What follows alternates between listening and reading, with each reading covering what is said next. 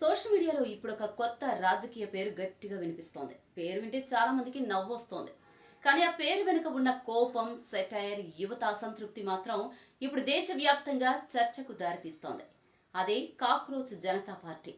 కొన్ని రోజుల క్రితం వరకు మీమ్స్ లో మాత్రమే కనిపించిన ఈ పేరు ఇప్పుడు రాజకీయ చర్చల్లో కూడా వినిపిస్తోంది.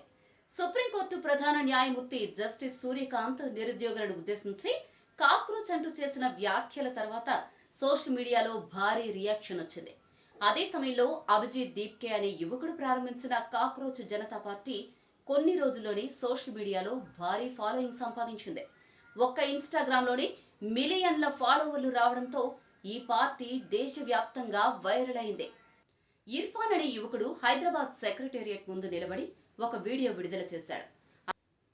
అందులో తానే Telangana cockroach Janata party CM అభ్యర్థిని అంటూ ప్రకటించుకున్నాడు.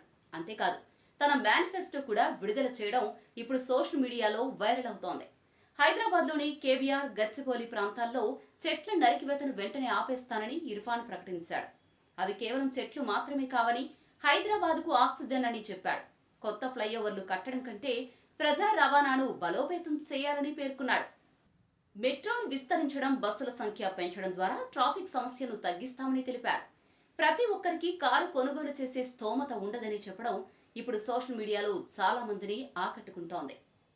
రేప్ కేసుల విషయంలో కూడా ఫాస్ట్ ట్రాక్ కోర్టులు ఏర్పాటు చేస్తామని, ఎవరైనా సరే వీఐపీ ట్రీట్మెంట్ ఉండదని స్పష్టం చేశాడు. రాజకీయ పరమైన రక్షణలు ఉండవని, నిందితుడిని నిందితుడిగానే చూస్తామని చెప్పాడు. నిరుద్యోగుల సమస్యలపై కూడా ఇర్ఫాన్ మాట్లాడాడు.